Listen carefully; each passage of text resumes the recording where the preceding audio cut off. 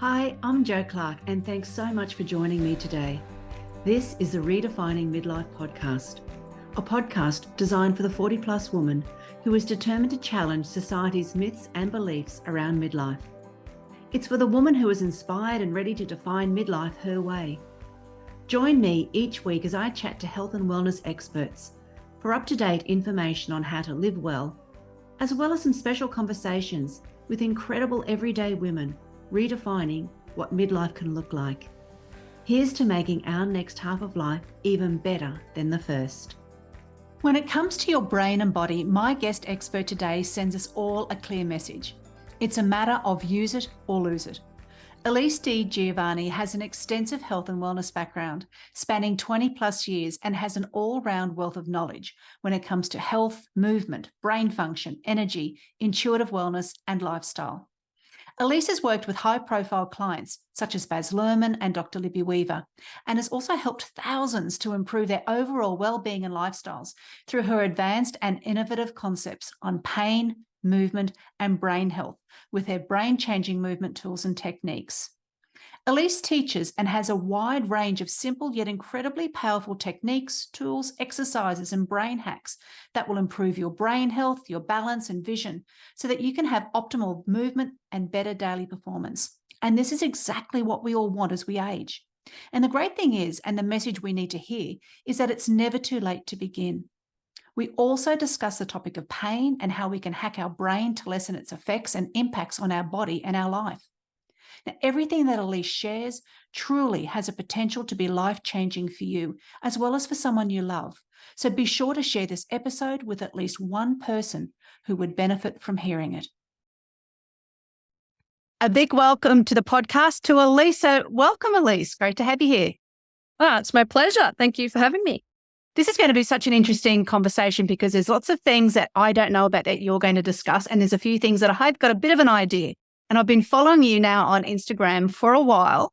So just to get the background on how you actually got here, because your work obviously has changed since you started to get into the world of fitness. So can you just take us right back to where you started to where you are now, just to give everyone a bit of a general idea as well? Yeah, I mean, ever since I was a teeny tot, I've been involved in movement. I've always loved just moving. So I originally kind of kicked off my health and wellness career as an athlete. I was a 100-meter hurdler. So that sort of took me into that whole spectrum of just health from a very early age. And from there, I, wanted to do more with the sport and more with movement. So I thought, what can I do? And most athletes just go, well, let's be a personal trainer. So I ended up studying to be a personal trainer. I did a diploma of recreational fitness way back when. And I was always actually interested in people's ailments, their issues, their pains, their injuries. I know that sounds weird, but it fascinated me how someone can, recover and how this body is so amazing and it can recover and recuperate so that they are moving well again. But I thought, well, what can I do to get more of that stuff? I wasn't really the type of person that wanted to sit behind a desk or be inside a lot. So I thought, well, I don't know. But I ended up studying. I went back to uni and I did a Bachelor of Health Science and I became a paramedic. So I was a paramedic on the Gold Coast for 10 years, which certainly got my fair share of sore bits and pieces. Yeah, I bet you saw some things. Yeah, absolutely. Yeah, loved it. Loved that job. More than anything, I loved the anatomy and physiology of that job. I was able to just see literally thousands of people in front of me, just throughout that scope of 10 years. Yeah. And that kind of led me into where I am now because I always knew very well how the body moved and functioned. And I said the anatomy and physiology, but I sat down one day and just went, there's still a missing link here. Like, what is it? I know how to move. I know the functions of the body. I just understand it so well. But where does all that come from? And I was like, well, it all comes from the master switch. It all comes from our brain. So I was like, and I Googled, I was like, okay, what is the most important thing to a human body? It was like the brain. The brain is the master switch. So I was like, I've got to study that. So I went and I actually studied with a crew in America. and because I wanted to do specific kind of movement-based neurology. I didn't want to go to university and study neurology because it was so wide scope. So I kind of, honed in onto the performance-based functional neurology. And I just went, oh my gosh, this is the missing link in the health and wellness field, is understanding a little bit more about the functions and processes of how this brain moves this body. So I did that. And then that's kind of led me on to my, where I am now, which is my business aligned brain changing movement. And how long ago was that, Ellice? Did you that you traveled to the States to do that study? So that was all through COVID, actually. Oh. So 2019 started getting into it, and then 2020 was meant to go over to the States, but everything's down. So we ended up actually doing it all online in 2020, which was kind of good because I didn't have to go anywhere. Yes. And because we were shut down, we kind of fast tracked it through because we just did it every day full time instead of like bits and pieces. So, yeah. And is it something that's fairly like obviously new, but is it one of these emerging fields because we're learning more about the brain, then we can start creating more programs to support our brain and our movement? Is that sort of what's happening? Is that the more that we research, the more that we know, the more that we can start to unroll? Yeah. The right terminology? Yeah, I think it's definitely going to be something that's going to come to the forefront in the next, 5 to 10 years. You're going to see a lot more neurology-based, especially movement practices and functionings, and hopefully a big shift in the industry, the health industry, as in the movement industry. So gyms and personal trainers, I think there will be a shift in that 10 years' time to this more neurology-based stuff because it is slowly starting to trickle out there. Okay, so basically you're at the forefront in Australia. Would I be fair in saying something like that? Yeah, so where I studied, there's only 4 of us in Australia that do what I do. Yeah. So well, that's exciting for you then. Like to be the first. Yeah. Yeah. Okay, so you've helped thousands improve their overall well-being and lifestyles through your advanced and innovative concepts on pain and on movement and brain health with what you've called BCM or brain-changing movement tools and techniques. So can you just go through exactly what is BCM, the brain-changing movement tools and techniques? Yeah, so the way I learn and the way I educate and teach people is almost, my motto is to simplify to magnify. So I had to kind of come up with, I think just the word neurology in itself is just, people get kind of freaked out. So I'm like, got to come up with something that's simple and people understand. So to me, brain-changing movement is exactly that. It is looking at exercise and well-being and movement from the concepts of enhancing brain health. So I think any kind of movement, any personal trainer you go to, any exercise you do is actually enhancing this. But the way I educate and teach people is what you're doing movement-wise, what parts of the brain it's flicking on, what parts of the brain you're stimulating and activating. And I think when people put those two together, then there's not that, fear of, I don't really like exercise because I'm not motivated to do exercise. It's more, wow, I should be exercising or I should be moving because it's actually switching on my brain health and it's making my emotions better and it's making my coordination better and my overall health and vitality of my body to function better.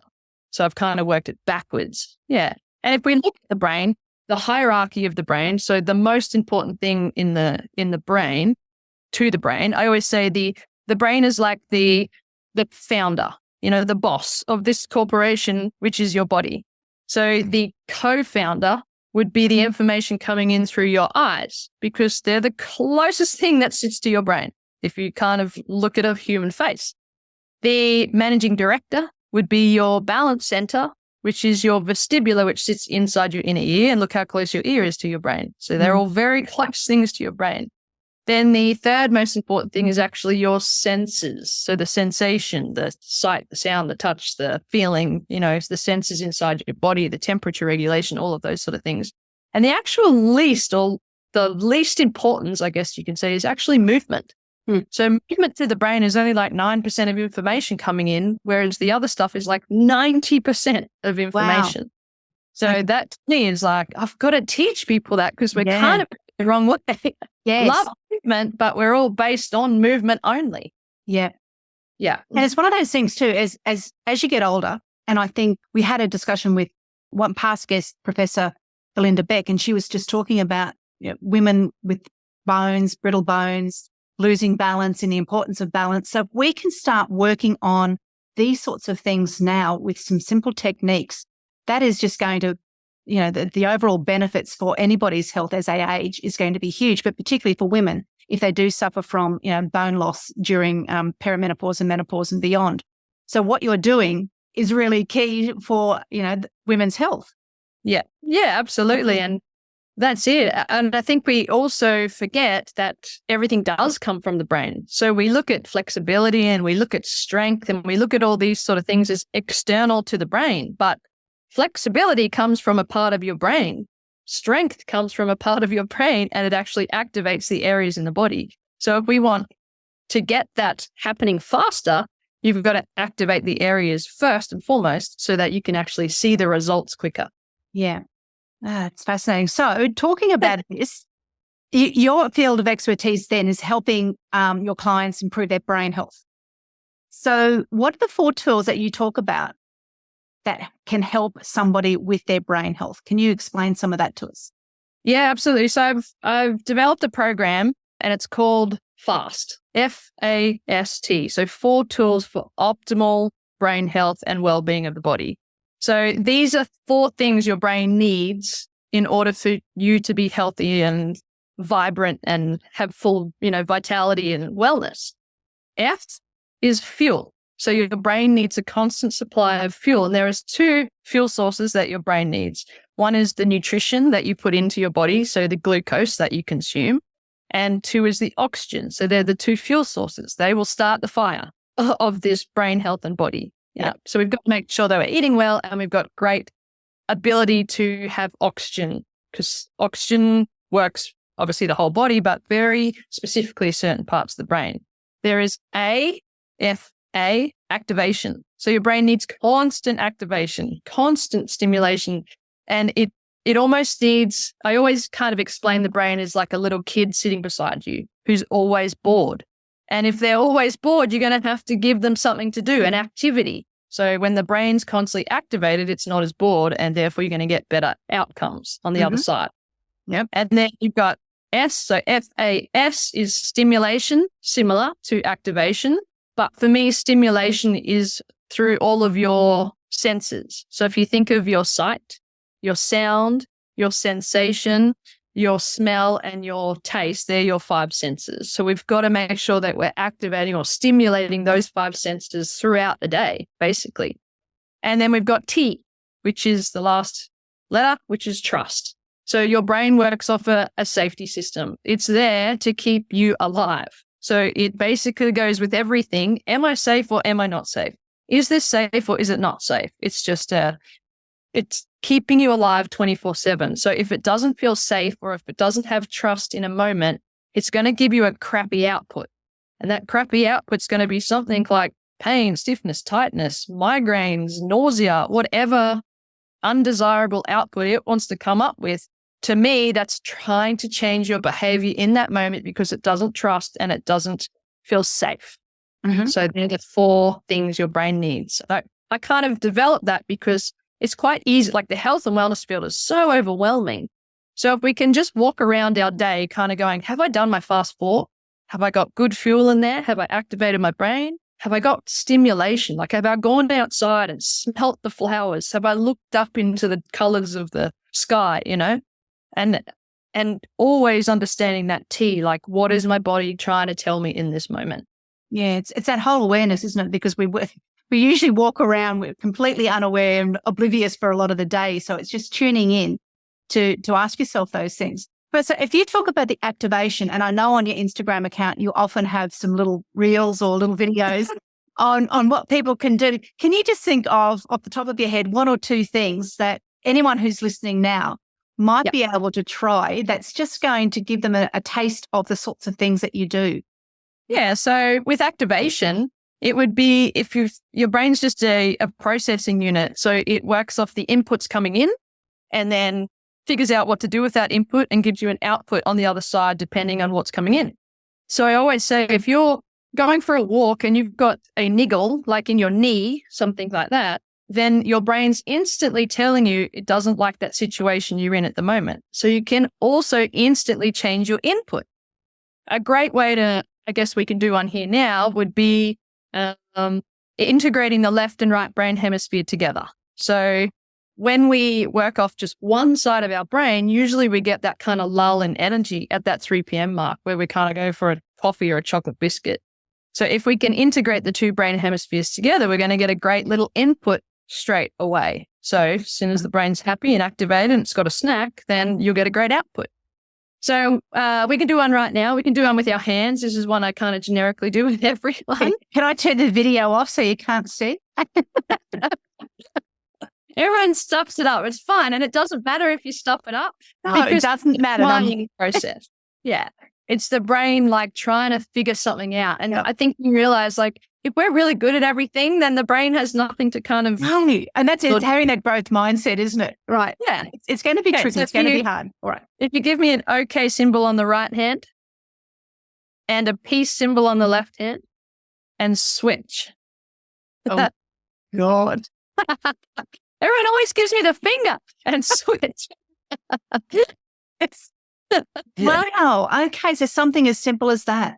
Yeah. So it's difficult. Yeah. Your brain figure out a pattern for it. You're doing two opposite things on opposite sides of the body. So the left and the right brain hemisphere have to integrate together and talk to each other. Yeah. There's that coordination involved in it, which means you're stimulating your cerebellum, which is a huge part of your brain that needs to work and fire well. Plus, when you get it wrong and you're kind of stuffing it up, it's that part, the cerebellum, that kind of goes, oh, we got it wrong. Let's try again. And it sends a different file and it kind of talks to the rest of the brain going, try again. So it's just something as simple as that can actually boost your energy straight away. Yeah. And, change the input. Like I said, if you're walking down the street and you got the knee niggle, I know it sounds weird, but you could try do something like this and then keep walking and go, how does my knee feel better? And it's because you change the input. It's like a pattern interrupter straight away. Yeah, right. And for you, because obviously, people didn't see what was happening on the screen, whereas I was giving at least the finger when I was changing my hands around. How has it been for you to learn all of this yourself? Was that something that you were naturally good at, being an athlete, that you were, you had such good body awareness anyway? Or is it something that you've also experienced that you have to learn some of these movements also? Yeah, I definitely think I had an advantage and a head start being an athlete, and especially doing something weird like hurdles, which is very coordinated type movement. And it was just that when I started learning about the brain that I was like, oh, wow, I really have stimulated my brain quite a lot because I've chosen to do hard, unique movement patterns my whole life. It was only more now, I'm 40, it was only more now in sort of the later part that I've changed the way that I move, I guess you could say, to add in more of that hierarchy of the brain. So I do way more vision and way more balance work now than probably I used to. But then if I look back, chose a lot of sports that naturally used your eyes and naturally used your balance and things like that anyway. That's why kids are so healthy, because they're running around, they're playing with balls, they use so much of that hierarchy of the brain, which is that vision, the balance, and coordination. So we just don't tend to use that much anymore. Like, what are the first two things that deteriorate as we age? Is our eyes and our balance, because we're not stimulating them through as much movement as we did when we were young. And I guess what a lot of people do then is to avoid any sort of movement that might cause them to lose their balance or to rely on their eyes, whereas really we should be doing the opposite. Is that what you're suggesting? Yeah, absolutely. Yeah. And if you think of people who are like, I'm just so not coordinated, I hate dancing, or I hate doing ball sports, I'm like, that's your brain telling you that there's a big map missing. Like, it needs that more information in that region. And if you actually put work into that, even though you may feel Gumby and whatnot, you'll notice a huge input and improvement pretty much instantly because it's something that's lacking in that brain. So what do the studies show, Ellice? Is that like when you start, it is fairly quick for your brain to learn these new patterns. What is it showing on, all the different, or the research showing that the different areas now light up that didn't light up before, or, what is the really big benefits that we get for the brain health? I think if we look at it the opposite way, if we don't move it, we lose it in the brain. So that's what I try and teach. You have a map, right? So to me, map is moving all parts safely. So we have a map or a file in the brain, and it actually only takes 48 hours for your brain to kind of throw the map or the file out. Meaning if a neuron is not fired upon within that 48-hour period, then it kind of can go, oh, do I really need this? Do I need this information? And then the brain goes, not really. I haven't done it for so long. I'll put it at the real far back, part of my brain. So for an example, it's like sitting cross-legged on the ground. If you're not doing it over and over and over in that 48-hour period, or just constantly to keep that file in the forefront of the brain, then we forget. We actually lose it. And then if you've, get a 70-year-old, 80-year-old, 90-year-old to sit cross-legged on the ground, they're like, I can't do it because I haven't done it for so long. So I always say, if you don't move it, you'll lose it. Or if you don't use it, you'll lose it. Okay. And is it something that you can start no matter what age, no matter what your physical ability or disability might be? Is there caveats to anything? Absolutely. Your brain's plasticity, meaning you can mold it and change it and move it and grow it and renew it at any age. Yeah. You've just got to put the work in. And obviously, if you haven't stimulated it to a degree, then it's going to take a little bit longer. Yeah. So it takes around 2,000 reps for your brain to kind of even consider something as important. So that's why we want to just constantly kind of stimulate it and activate it with new and interesting and complex information. And if you think about someone's day, there's not a lot of that happening because we get up, we're in our same routine and we sit in front of the computer all day, we go home. So there's not a lot of sort of new, hard complexities coming into that brain. So then it's a little bit bored, like I said. Yeah. Kid beside you is like, I'm bored. Yeah. And I know a lot of people will say, I don't have time. And that can sometimes be an excuse that they give themselves to opt out of something. And how much time would you say you would need to take to work on some of the things that you teach people? Yeah. It's instant. Your brain is an instant input. So as soon as you change that input, instantly it's working. Like your neurons are firing instantly. So the way I teach people is not to carve out 40 minutes a day to do this kind of work. It's to add it into your day throughout the day. So instead of brushing your teeth in a normal stance like you would with your legs apart, try and stand on one leg or try and stand with 1 foot forward and 1 foot back so you're a bit wobbly whilst brushing your teeth. Yeah. And then maybe at every red light, you move your eyes in a circle or left to right or something that's just a unique thing that you wouldn't necessarily do.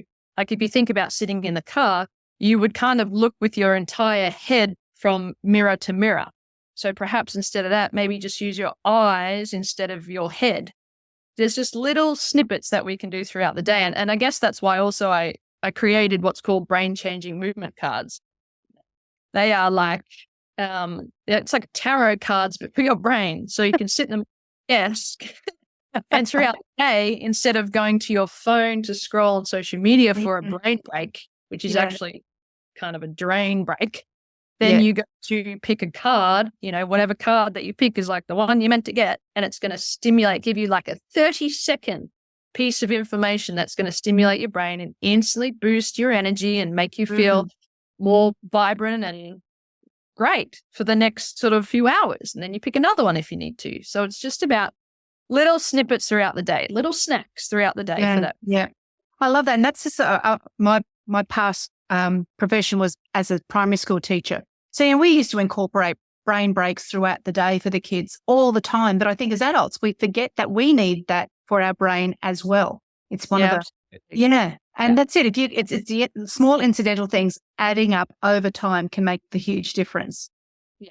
Yeah. And like that's what I was saying before. If you imagine your brain like a little kid sitting beside you, they're not going to sit for 2 hours while you do your work. They're going to be like, I'm bored. That's I'm it. bored. Yeah. You're going to have like, here's a little something to do, just like your brain. Like here's a little eye exercise, and then they'll be happy for half an hour. And then the next half an hour, here's a little exercise, and then you're happy for another 2 hours. So your cards, people can access those cards, Ellice? Yeah, so they're just called brain-changing movement cards on my website. And there's about 55 cards in there to kind of sit on your desk. Oh, brilliant. When you need a little boost of... Oh, well, I'll be on your website getting some of that, because that sounds perfect, because I get up and I try to set my timer for 30 minutes just to get up and move, because otherwise I can sit and just stay there if I don't force myself to get up and do something and move around. But something like that can challenge my brain at the same time sounds perfect. Yeah. Good. Now, we touched on it a little bit earlier when you talked about like a sore knee and niggles. So the whole idea about the brain and pain. So chronic pain is something that more people will experience as they get older and age. There's a lot of research into the brain, into that brain connection of pain and brain. So how do you help your clients in that area itself? Pain comes from your brain. It is really hard to actually educate and teach people that pain is an input like coming from your brain, and it usually drops into an area of one vulnerability or two a poorly mapped area. So like the knee, if you've had an injury in the past for your knee and it wasn't rehabbed and it wasn't really mapped well in the brain, and your brain doesn't have a good scope of movement for that area, your brain will always pop in pain to sort of those poorly mapped regions. So it is a hard one, because there are so many different types of pain too. You can have just little issues and niggles and things like that, but you can also have chronic like internal pains from endometriosis and all that sort of thing. So I'm not sort of saying here that you can always fix pain like that, but I think from joint structures, if you've got joint pains and things like that, usually what we look at, or how I teach people, is that input-output system. Mm-hmm. So if you're in pain, it is your brain's behavioral response right at that point saying, I don't feel safe. I don't, like the information coming in at the moment. So you have the option of either staying in that poor output or changing the input instantly. And as soon as you change the input, then there's that rewiring of the brain, that pattern interrupter, and it can change the output of the pain in your knee or hip or shoulder or whatever. And like you said, there's more people, we get kind of more chronic pain as we age. That to me has a lot to do with that hierarchy, because if you can't see well and you can't balance well, then you're actually going to have more issues with movement. Because if I can't see very well, my field of vision is smaller and smaller and smaller, then my brain maps is going to be like, oh, it's going to be dangerous for me to walk around the world. So then when you don't have great vision, it's also going to affect the balance center, because they work off the same nerve. Basically, they work together like twins. Then if you don't have good balance and you're trying to walk around, the brain's only output is to kind of stiffen you up and slow you up in the world so that you don't fall over. So a stiffer, slower body is a more painful body as well. Yes. Yep. Yeah. One feeds off the other, doesn't it? Absolutely. So we can always change. And I always say, if you've got lots of sore bits and pieces, look at that hierarchy, start balancing, start working, the higher functions of the brain, and you'll be like, wow, can't believe how different my pain is, because you're giving the brain bigger maps of information. Yeah. Makes sense. And that's a whole area of a new body of research as well, isn't it? Looking at the brain and pain and how to manage things differently. And some of the research coming out of there is quite amazing. But if we can do little things ourselves without relying on drugs too, that's the other thing, isn't it? To do some of these things that where we can do ourselves. Yeah. And just having, understanding that pain is just an output. So it can be easily changed via your inputs. Yeah. If you always do what you've always done, you'll always get what you've always got. Yes. So if you look at it like that and go, well, I'm not doing anything differently, of course I'm going to still be in pain. I've got to change my entire input system. I've got to change how I move, how I eat, how I breathe, how I, all the inputs coming in, all those fast four, the stimulation, the activation, the trust, all of these things, the fuel. Yeah. Oh, it's so interesting. Another thing that you talk about is the lymphatic system in the body, which is really not a well-known system. So can you explain a little bit more about what our lymphatic system does, what we can do to improve our lymphatic system, and the sorts of things that you encourage people to implement in their day? Yeah. So that was another one when I was Googling, what's the most important thing in the human body? And it was like the brain is number one. And the lymphatic system is actually the second most important thing in your entire body. And a lot of people don't realize your lymphatic system is a part of your cardiovascular system. So it is your flow throughout your body. So your lymph system, it's like 700 bins all over the body, and it collects toxic waste and, things your body doesn't really need anymore. And it wants to excrete them out of your body, but it doesn't have an internal dump to do so. So the garbage man will not come along and empty those bins unless you help it. Unless That's a great visual. Yeah. Okay. It's you put the bin out on the side of the road and you call up the garbage man to come and clean it. Yeah. There are only three things that move lymph. One is exercise and movement. So when we elevate our heart rate and when we move our big joint structures, because our lymph sit around our joint structures because they're meant to move, then that helps to clear the bins. Number two is breathing correctly. So when we do big diaphragmatic breaths, then it helps with kind of flushing out the lymphatic system, but not many people kind of breathe correctly. So and not many people are exercising a lot every single day. So those two things are kind of like, well, if I'm not doing it, it's not clearing my bins out. And then number three is manual manipulation. So you would literally take the bin out yourself. As I said, you would get the garbage man, clean it, and then take your bin back inside. So that's what we have to do with our lymphatic system. And I always say it's like a sink. So if you clean your dishes at night, right, and then you leave that dirty sink water in the sink for the next morning, and then you add in your greens powder to it and all your nice nutritious food into the water, if it's a great visual point, you're not going to absorb any nutrients down in that dirty. Yeah. You physically have to clean the sink water out to get new, fresh sink water in there so that you can actually absorb. So there are things we can do to manually move our lymph. So there's a great, where I learned it off, was called Stop Chasing Pain on Instagram, Dr. Perry, and he teaches everyone the big 6. So it's 6 points that you can manually kind of rub and stimulate on your body to kind of get that flow happening. And if you think of flow in your body as a river, you want the river to be rushing and moving and flowing because you're pressing on your lymphatic system, your blood flow, and your nerves, the communication of your central nervous system. So that wants to flow like a river rather than be a stagnant pool of water. Because if you've got a stagnant pool of water, you've got disease. Yes. Yeah. So we need cell fusion. Okay. And we've had one of my guests speaking before as well, because Beck talks about dry body brushing as one of the techniques as well. That's the manual that you were talking about. So what sort of movement? Is it the everyday movement of just getting out, going for a walk, going for a ride, strength training? Is that the other sorts of things? I mean, any movement definitely moves lymph. But if you look at your where your lymph sits, it's kind of right where the joint structures are.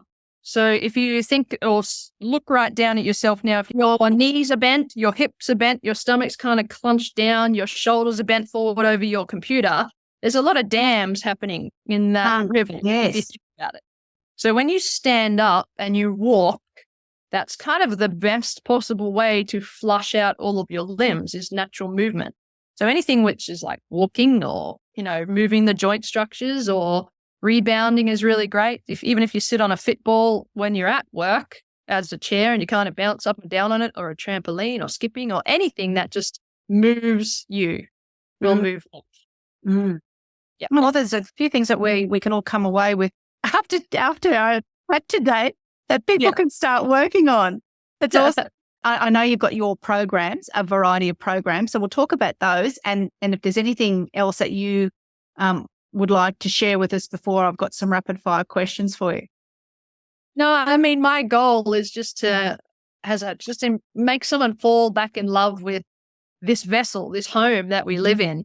I kind of believe that we take more care and thought about the actual brick walls that we live in. Like if I asked someone where their can opener was, you'd be able to tell me in an instant. It's in the second drawer down from the sink. Whereas if I ask someone where their liver is and what does it do, you'd be like, oh, I'm not sure. Yeah. But this is the home you live in, and this is the home that you have to have a relationship with. And I think when you understand as you as its boss, like if your brain is its boss and the body is the employee, what kind of boss do you want to be? Like, you want to speak to that employee? How do you want to move that employee? Are you going to give it rest? Are you going to play? Are you going to have fun? Are you going to fuel it? You're going to give it days off, or are you just going to be a horrid boss? Yeah. Yeah. And So that's so important to think about Well, when we've got 3, 4 or 5 decades ahead of us of life. We really want to make sure that we take care of our body, and yeah, it makes sense. the best home you'll ever be in. Yeah. So thinking of it that way and just adding in value to your home, this, wealth and health into this home that you live in is the most powerful thing you can do, because nothing else is going to run for you out there if you're not running in here. Yeah. Yeah. No, we don't value it enough until it's gone. That's often a saying, isn't it? Or to your sick, or to your sore, or to your yeah, that's it. And so, Ellice, some of the programs that you have that people could access, they find those on your website, and I'll put them in the show note. Yeah, on www.elined with an E, eline.com.au. I've got so many different programs there. There's mobility programs for people who are just a little bit sort of stagnant in their movement and don't really know where to start. I've got specific brain programs for that hierarchy of the balance and the vision and things like that. I've got the F.A.S.T 4, which is that fuel, activation, stimulation, and trust, which I think is a really great stepping stone. Like if you're so overwhelmed with that health and wellness industry and you don't know where to go, that would be a great educational tool to start you with, like, okay, now I know what to do, and now I can take steps into this type of movement or this type of food or whatnot. So that's a great one. But there are so many different things on there. And as I said, if those programs are too much or information for you, that's why I just made the brain cards, which is snippets of information for someone just to take in little bits throughout the day as well. Yeah, great. And then if, there's also to supplement that is the different things that you can share or that you do share on Instagram. Yeah, I share lots and lots of free information on Instagram and social media, and even my newsletter. Every Friday I send out a Friday fix for everyone. That's free information. So there's always things that people can gain from. Yeah. So you don't have to go away to, expensive health resort or retreat anywhere. You can do a lot of this at home yourself. 100%. And that's where you want to do it. You want to learn how to look after your own health. You want to have your own ownership over your health. Yeah. So that you don't have to rely on anyone else to do it. Yes. Yeah. So Ellice, as we start to wrap up, I just want to ask you a few questions. You mentioned before that you had turned 40 and you're about to turn 41. What's one of the things that you're enjoying as you're getting older? Oh, can I say not giving a beep? Oh, you can. And isn't that great? Less beeps given. Yeah. Like less beeps given. Just enjoying my own flow and rhythm. Like I think, you put a lot of emphasis on everyone else when you're kind of younger. And now I'm just like, this is me time. I really enjoy putting the time into myself first and foremost. Obviously, I have family and whatnot, but I'm like, guys, you won't run well if I won't run well. So let me go away for a weekend and then I'll come back as a better mum and wife and whatnot. So I just think it's that. It's just more me time and not feeling selfish about it. Oh, yeah. Oh, I love it. Good on you. Is it just the advice that you would give to a 40+ woman? Or have you got something, bigger and grander as far as advice goes? I just think it's what I was saying before is owning your health and owning, your vitality. And if something doesn't resonate with you, you've got to go deeper into your own intuition. Like, don't always take everyone else's advice. You've got to actually come into yourself and, learn what you're feeling, how you can change it, because you'll find the answers in you way faster than out there. Yeah. Yeah. Taking that 100% responsibility, that takes a while for it to sink in for some people, doesn't it? Yeah. Yeah. Yeah. Yeah. And it is a hard lesson if you're constantly reaching for something outside of yourself. Indeed. Yeah. Now, as a health professional, you live the life that you promote. Is there a secret guilty pleasure that you might have? Chocolate. I'm pretty good. Like, I don't drink, I don't smoke, I don't take drugs, but I will eat all the chocolate you can give me. I don't even drink coffee, but I'm never going to say no to someone making me a cake or a chocolate or something sweet. I do like that quite a lot. That's probably my guilty pleasure. Boring, but no, good to hear you got at least one. That's good. So, Lisa, the final question that I had that I asked my guests is that if you could look into the future, what do you hope that 80-year-old Ellice will say about current day Ellice? Oh, I hope she's exactly the same. I hope she's moving exactly the same and functioning exactly the same. And I don't see why I won't be. Yeah. So, there's not going to be a difference in my mind. I just know it. 80-year-old me is just going to be as well and healthy and vibrant as 40-year-old me because of the tools and because of the work I'm going to put into myself along the way. Brilliant. Thank you so much for today, Ellice. I've learned a lot, and will continue to work on myself and take those steps, particularly those brain cards. I'm busting to do that and to look further into the programs because they sound amazing. So thank you so much for all the work that you do for others as well, and to help other people live as best as they can be looking forward. Absolute pleasure. Absolute pleasure. Thanks for having me. Pleasure. Bye-bye. Thanks so much for listening and sharing your time with me today. I'd love you to hit subscribe on Apple Podcast or your favourite podcast app to keep spreading these empowering messages. Please share this podcast with other incredible midlife women in your world. Join me again next week for another redefining midlife conversation. Thanks again for tuning in.